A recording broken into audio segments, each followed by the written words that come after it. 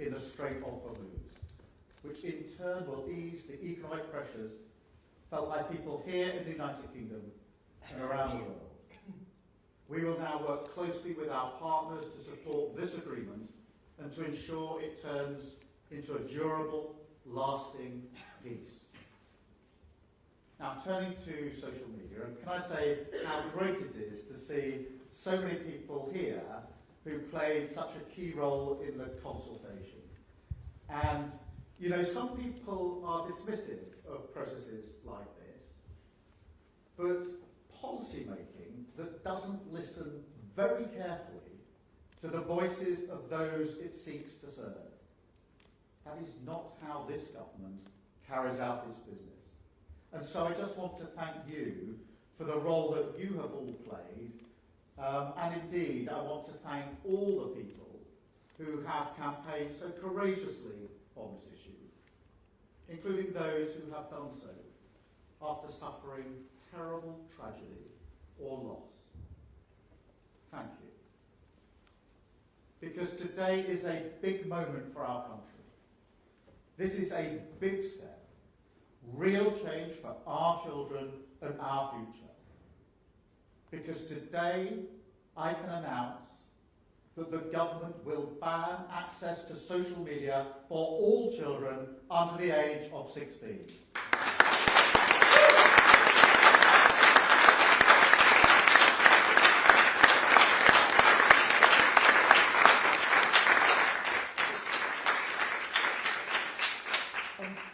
This is not something I do lightly, and I will not present it as cost-free, as if social media has brought no benefits to young people, because clearly that is wrong. But government is always about choices, and it's clear to me that a full ban is the right choice. Now, I come to it as a parent myself. I know exactly the fears that we all feel when we're thinking about this issue. You know, all I've ever wanted for my own children, hand on heart, is for them to be happy and for them to be safe. And I think that's what any parent wants. But I ask the question now, do we truly believe that social media creates a happy environment for our children? Do we truly believe that it's a place where they can feel safe? I don't think I even need to answer those questions, do I? Every parent can see it with their own eyes. Social media is making children unhappy. It's making it easier for bullies to harass and abuse them. And it could even be harming their mental health, exposing them to content that is dangerous, because that's what grabs the attention. It's designed to be addictive. Of course it is. Features like the infinite scroll, they're designed to lock you in for hours. And if nothing else, there's an opportunity cost to that. It stops children doing their homework, reading, playing with their friends outside, going to bed at a decent hour. Now, that may not sound like much, but these are the activities that help a child develop into an adult. We know how important they are. We just never thought that something would come along to threaten them. To be honest, I feel for this generation. I think back to my own childhood. And yes, the early 1970s weren't always a picnic. But we didn't have to deal with anything like this. A technology that intrudes into every corner of a life, almost impossible to escape, that records every mistake. To deal with that as a teenager, on top of everything else, that's hard. I feel for parents too. I mean, as a parent, you always want to make the right choice for your child, which can face a little resistance in the teenage years, believe you me. But parents do just want to do the best for their kids. In a way, that's what being a parent means. But in this world, with this technology, it is hard as a parent to know what to do. And so I think most parents will welcome this action. I think they will welcome a clear and decisive choice. And they will welcome a government that stands by them, that supports them to do the best for their children, and that fights for their happiness and safety against the most powerful companies in the world. Because this could be a fight. And to this point, it has been a fight. Now, it doesn't have to be. I always prefer the politics of partnership. And I fundamentally believe that we must harness the power of technology to build a stronger, fairer Britain. But we must also protect our children. And so I want this message to be heard loud and clear. I am not prepared to compromise on the safety and happiness of our children. And that is why this ban must happen, and that is why this ban will happen.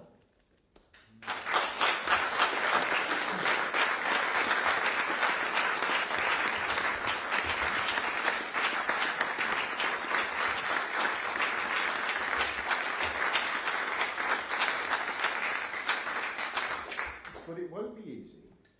I mean, some technology companies want us to think that social media is unchangeable, part of an almost natural order. But we have to resist that kind of learned helplessness. We have agency. We can change it, and we will. Yes, it's hard. Hard to legislate for, hard to regulate, hard to enforce. That's why we sought a wide range of views on this. That's why we listened to people, had a conversation. We looked carefully at the evidence, learned from countries like Australia that are taking similar steps. And we're not just bringing forward a ban, we're going further. We're taking world-leading action on gaming services and live streaming platforms, where, at the moment, strangers can contact any child unchecked. Just think about that. Is there a situation in the offline world where you would just let your child pair up with a stranger, an adult that you don't know anything about? No. So we're taking action on that. And look, we know perfectly well that we will have to adapt our approach as technology changes. But building on our experience with the Online Safety Act, we do have an understanding of how to apply age verification. And because of the powers we took in the Children's Wellbeing and Schools Act, we can now move at pace. And crucially, we can adapt as technology changes. We have those powers. So we are ready and confident that this ban can be effective. Now, will it mean that no child ever logs onto social media again? No. But look, this might shock you, but it doesn't shock parents of teenagers. They get around other laws too. But we don't say, oh, look, a teenager managed to get a drink somehow, so let's not bother banning alcohol sales to children. We don't do that, do we? That would be utterly ridiculous. And so I just don't accept that argument. Laws are rules, but they're also an expression of our values. They shape the social contract. And so this will change the conversations that parents have and the expectations of children over time. It will make a huge difference. It will make our children safer. It will make our children happier. It will give them more time, more security, more freedom to grow up, more opportunity. And that, at the end of the day, is what this government is about. It's why so many of the investments that we've made are about supporting children and young people in childcare, new nurseries, family hubs, apprenticeships, tackling child poverty, mental health support, technical colleges, in a youth guarantee for young people struggling to find work. And today, it's exactly the same approach. Now, this isn't just about taking something away, because we're also investing in music, culture, art, sport, all those activities that we know are so important to childhood, particularly for children who don't usually get those opportunities. So when you put all this together, these policies are not just fixes for our problem. They are the building blocks of a different Britain altogether. One where we know that our children are safe, happy and secure, to go as far as their talent and their effort will take them. That is all any parent wants. They want to know that Britain will be better for their children, that they will get a fair chance. And that's what these changes are about. Restoring that hope for every family, a stronger Britain, a fairer Britain, and above all, a Britain where we invest in the future of every single child. That is why we're taking this step, and it is the right step for Britain. Thank you very much.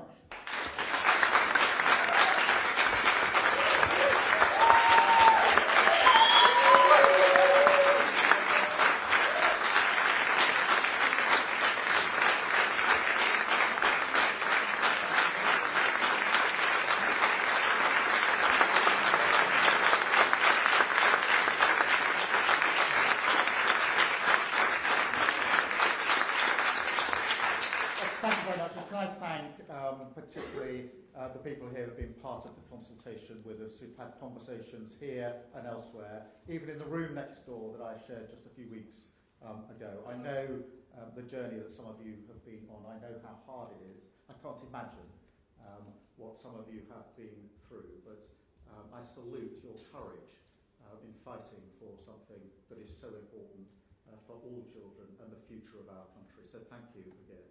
I'm now going to take some questions from the media. I'm going to start with Zoe from BBC. Zoe. Prime Minister, can you tell us when this is going to start, how it will work, and what you'll do if one of the big platforms decides to leave the UK?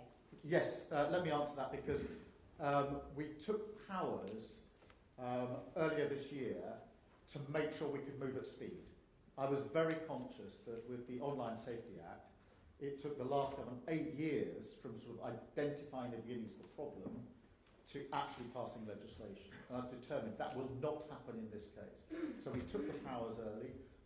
We hope to pass regulation before Christmas and therefore to bring the ban into force in the early part of next year, probably about springtime. So we can move at real pace here. That is why we took those powers, because I know that parents will, I think, be relieved and pleased that we've taken a decisive step, but they will now be saying, how quickly can you get on with it? We're going to go at speed now. We've taken the preparatory measures to make sure we could do that. That's precisely why we did that some months ago. Thank you very much. I've got Louisa James from Good Morning Britain. Louisa. Hi, Prime Minister. Louisa James, Good Morning Britain.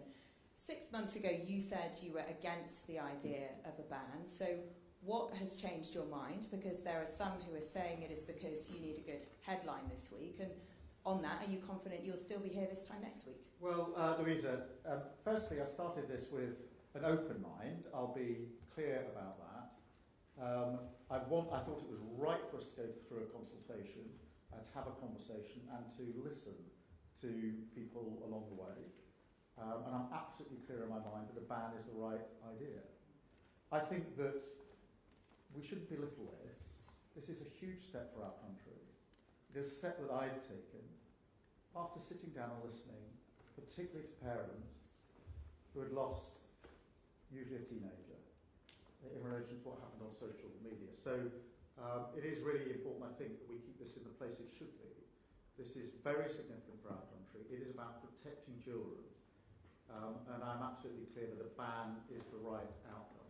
I'm not going to stand here and pretend that there are no benefits of social media. That wouldn't be straight or honest.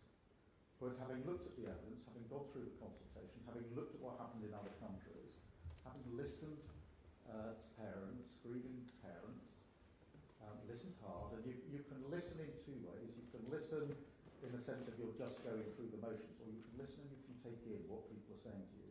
I'm in the second category, always have been, and that's why I'm absolutely clear in my mind that this ban is the right outcome. And I think we're going to see parents across the country welcome it. I accept not all. There's always a debate here. Not everybody's in the same place. But I do genuinely believe the vast majority of parents will welcome the clear and decisive step that we've taken today. Thank you very much. I've got Siobhan from Channel 4. Prime Minister, what do you say to those that say blanket bans on features will simply stifle access to age-appropriate experiences with proper parental controls, and that kids, as we've seen in Australia, will simply find a way round the ban unless you ban things like VPNs as well? Two things there. Firstly, we've got a definition of social media which is taken from the Australian model.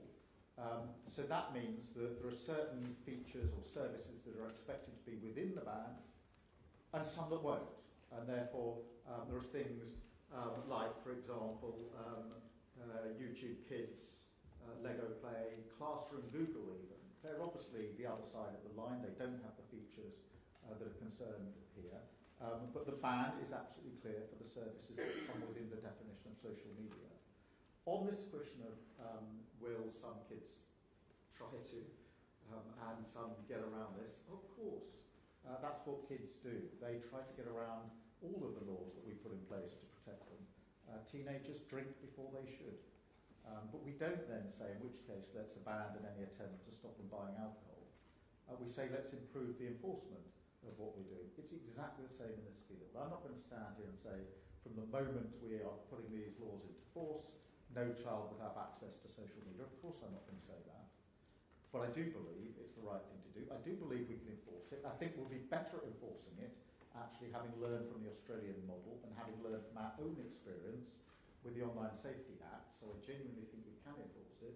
But I'm not prepared to say that because some children may try to get around it and some may get around it, that is not a good reason to take the act of banning. I just don't accept that, I'm afraid. Beth from Sky. Thank you, Prime Minister. Beth Rigby, Sky News. You say that you won't compromise on the happiness of children, but you also know that US big tech will hate this ban. Are you concerned about how President Trump might react to this when you see him at the G7 and the consequences for the UK? And you're announcing this in a major week where you could in days face a leadership challenge. Does this ban set your legacy, and are there any circumstances in which you might step aside? Thank you very much. But thanks for packing, I think, 2 or 3 questions into one. Look, let me take it in turn. On the US big tech, look, of course, this is about fighting for what we think is right. And I think that protecting children is right. Now, on US big tech, on tech here, I'm a fan of tech and AI. I think it has got huge capability to change our world for the better. And that's why I made a very pro-tech and AI speech last Monday, in fact, at London Tech Week. I'm all in favour of that. I do not accept, and I will never accept, that you can't be both pro-tech and AI and at the same time say we must protect our children. In fact, when I look at the brilliance of the innovators in AI and tech, I know very well that it is possible to do both.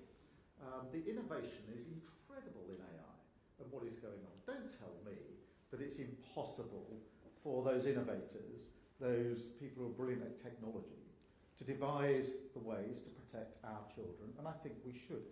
So I think you can be pro-AI and tech, which I am, but at the same time pro-protecting our children, which I am. The two are not incompatible.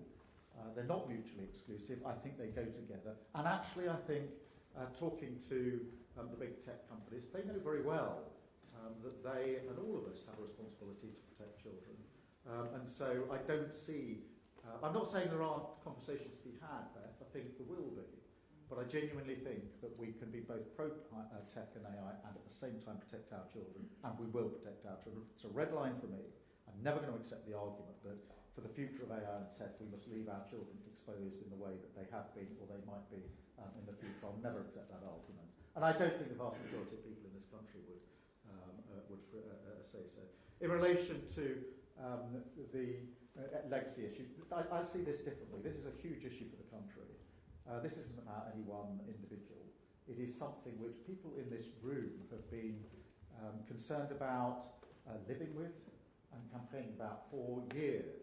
And I think we do them, and all those who've been concerned about this, a disservice to try to put that into a particular week when there's a by-election. So that's not what it's about. This is a statement of our values, who we are as a country, and it's a way of actually bringing our country together. So for me, this is bigger than some of the usual to and fro's of politics, although there's plenty of that. Thank you, Beth. Chris Hope from GB News. Chris Hope, GB News. Prime Minister, a lot of children are watching your speech right now over our breakfast show. Will you be fining them if they go on social media? What's the jeopardy for them? And just quickly, what this means for freedom of speech. Is it the thin end of the wedge? Will a future government use the powers you're bringing in to ban people they don't like from social media? Well, Chris, firstly, the enforcement will be on the platform providers, not on the children. I think it's really important that we make that clear. We're not going to start taking action against 13 and 14 and 15-year-olds who are trying, as they always will, to get around rules that adults put in their path.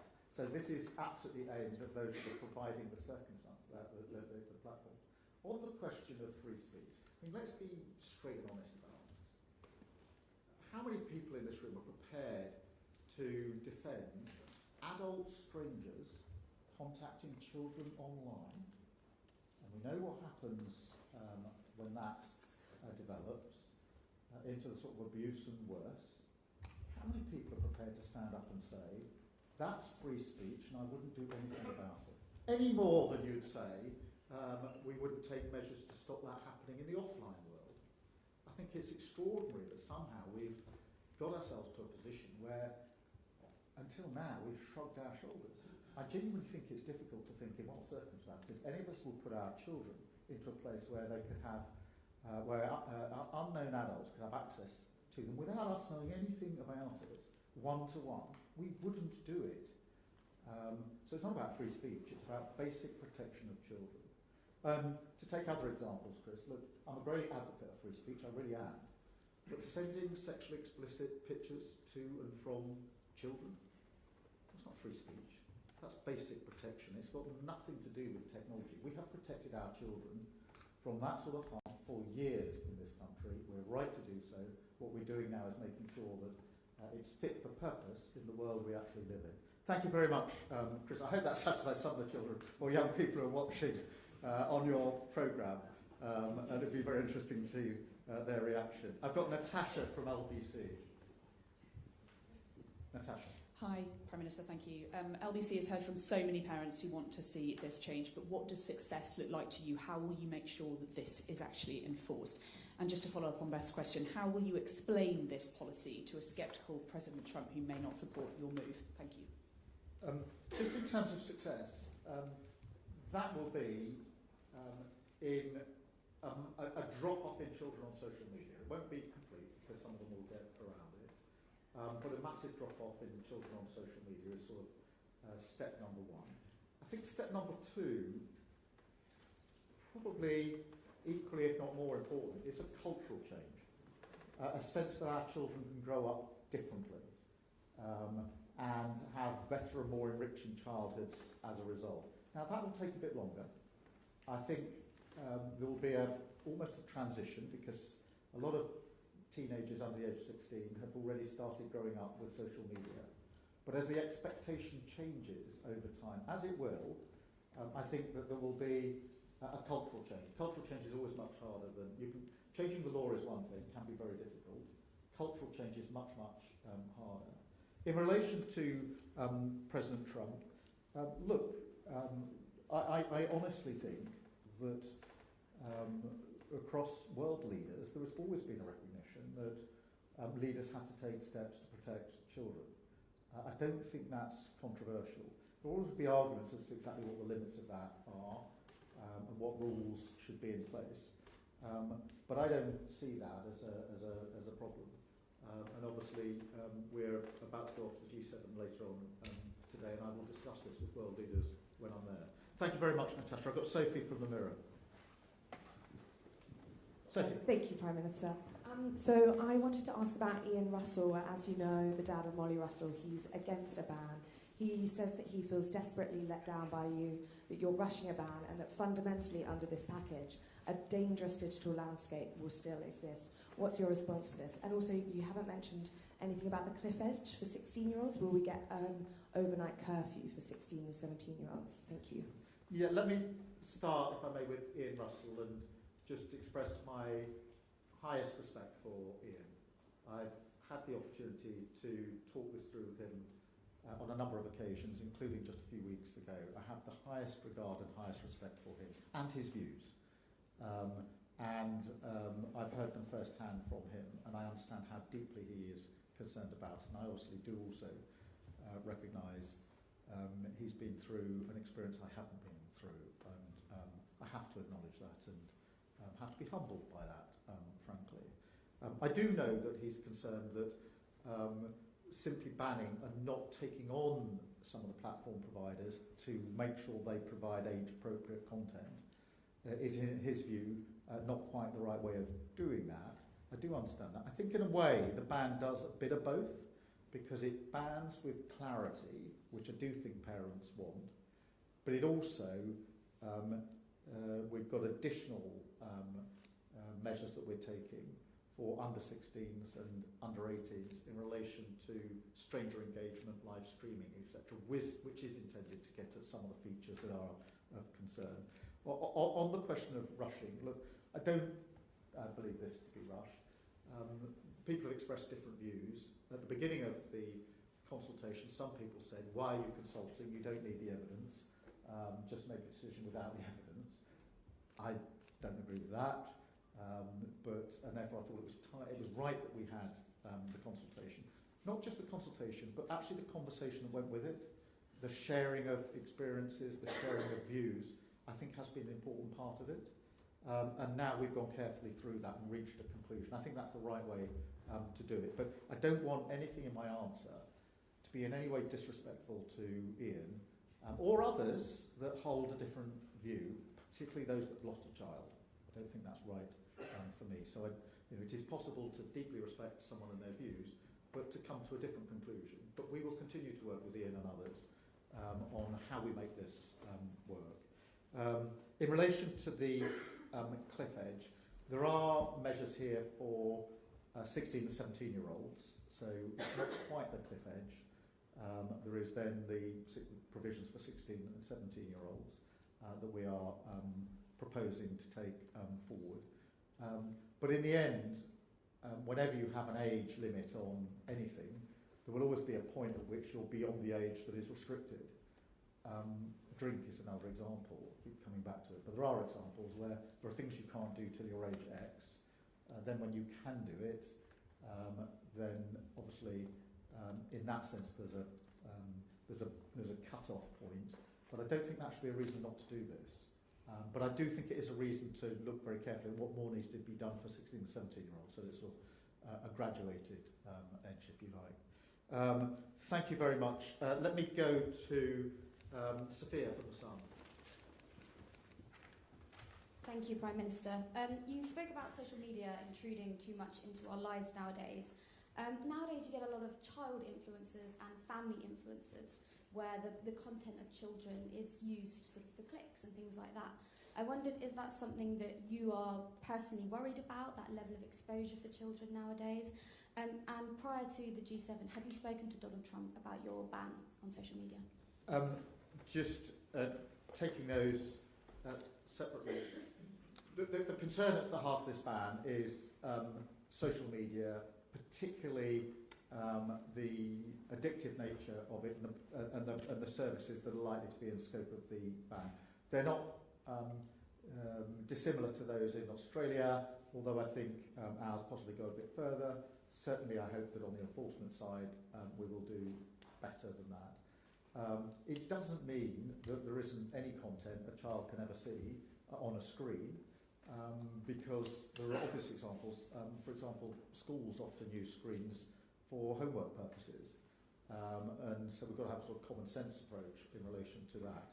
But when it comes to the ban on social media and the features that we know are harmful to children, that don't make them happy and don't make them safe, that is where we've drawn the line, and that's what this ban is all about. In relation to President Trump, I spoke to him on Saturday. I'll see him again this afternoon.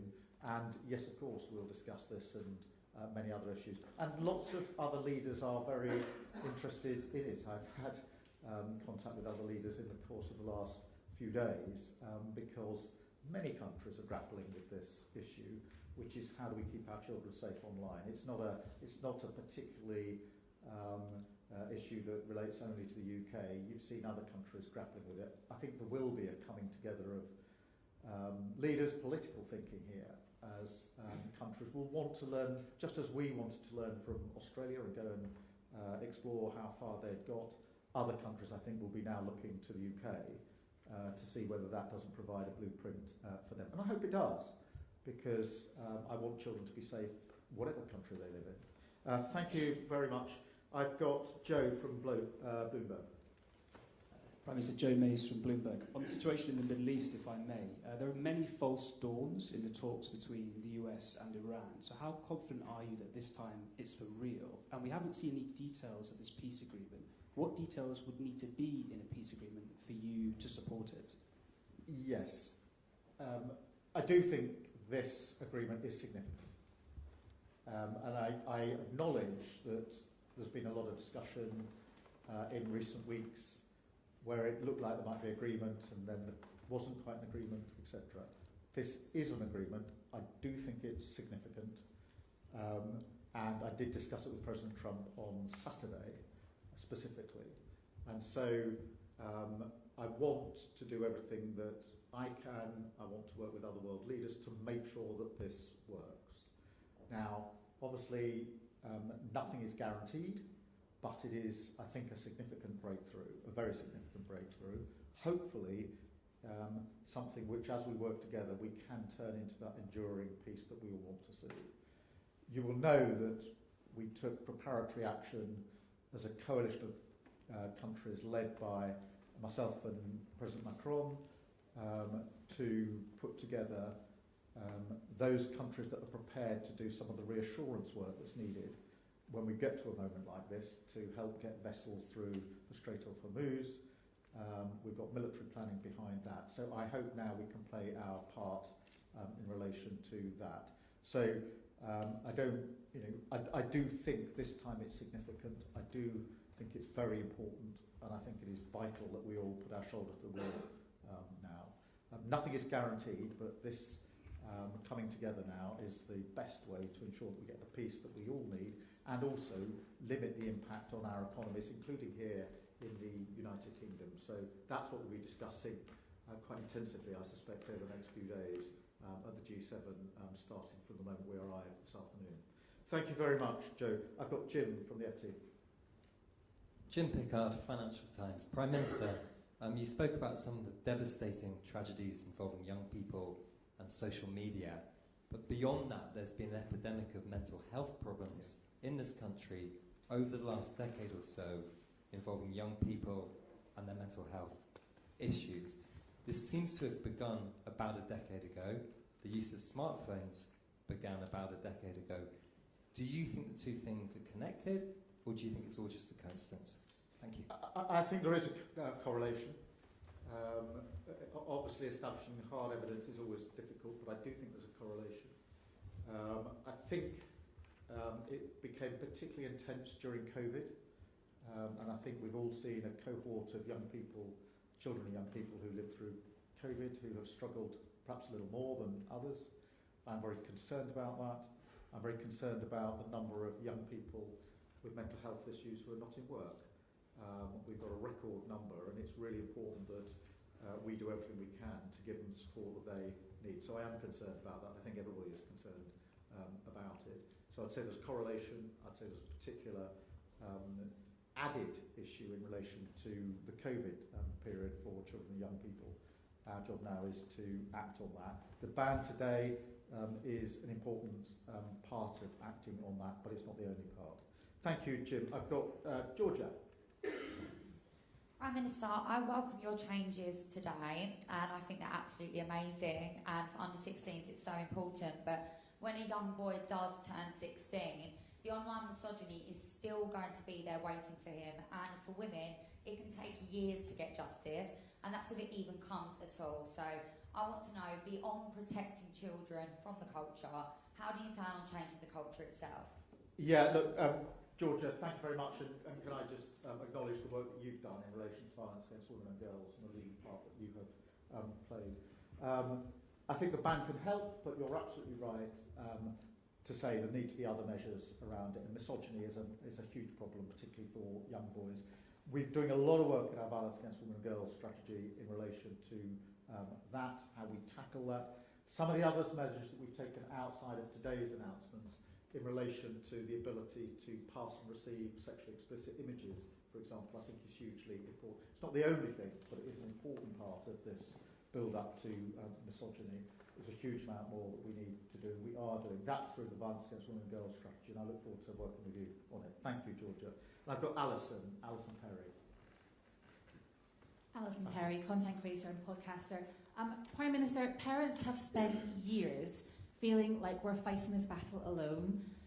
Beyond restricting the access with this ban, what practical help are you going to be offering parents who are trying to raise children in a world dominated by smartphones and social media? Well, Alison, thank you for raising that. I do think that the ban is a really important step, but there's got to be stuff around it.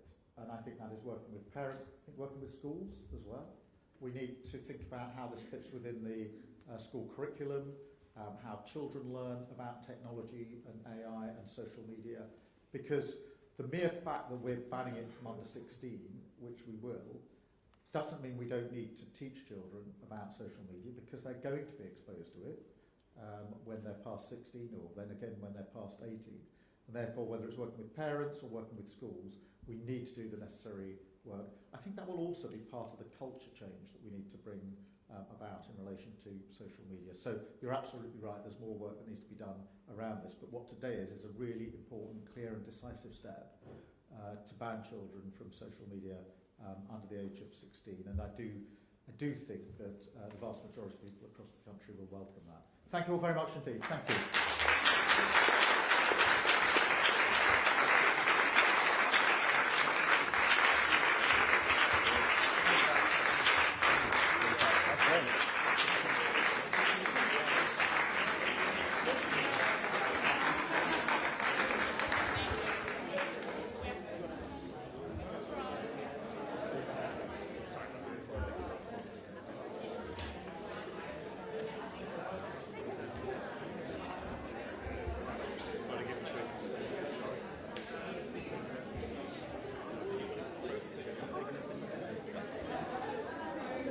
Go ahead, mate.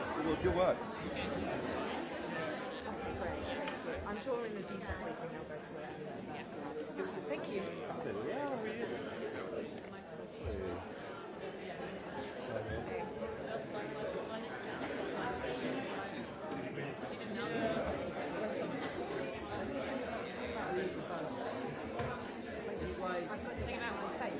thing about the legal ban is I think it just gives parents a lot more.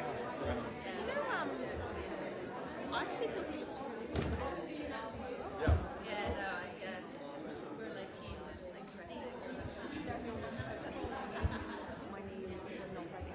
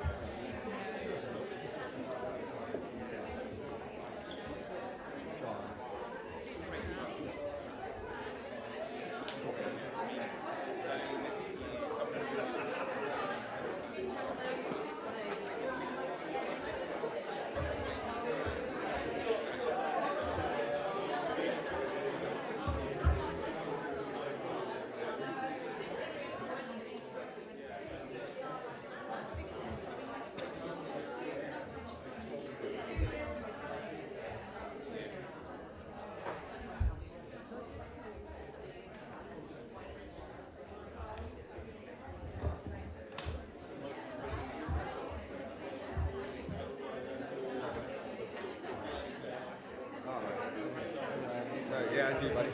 No common sense. Okay? Yeah, I've got my one. Fuck. What? No, mate. It's always the worst one. Hope it goes well, mate.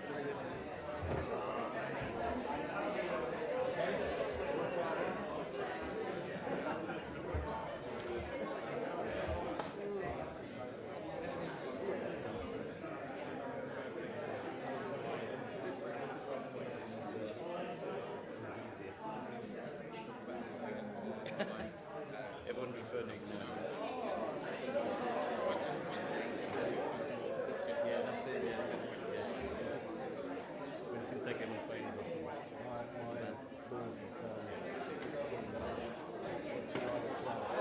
Oh, really? In there. 12. Oh, no.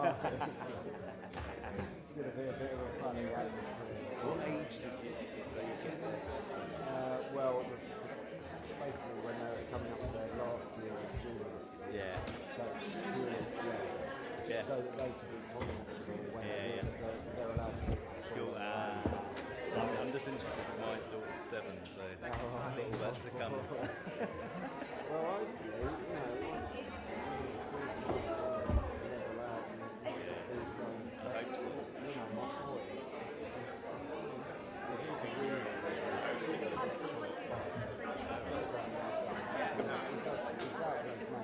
Yeah. I know, it's just constant. But then I'm just as bad. You know, it catches up. Like, I'm just suddenly, I'll be like, especially when I'm knackered, just like, get home, sit on the TV, there's nothing on, so I just start scrolling. And next thing I know, it's like 40 minutes has gone by. I've just been there. Yeah, I know. So, yeah, it definitely need to do something about it. So it's quite scary.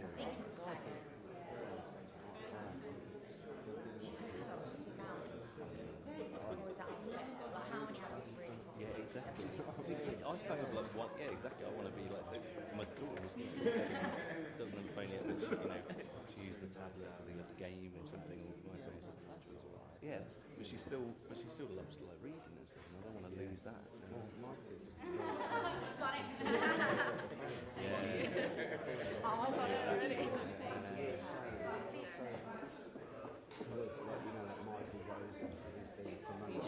When you get sent Yeah, I guess so. Because last time they weren't sharing everything with everybody because of all the kids there. Anyway, that all went well. Looked good. I was watching it on iPlayer. That's what we like. Yeah, I like.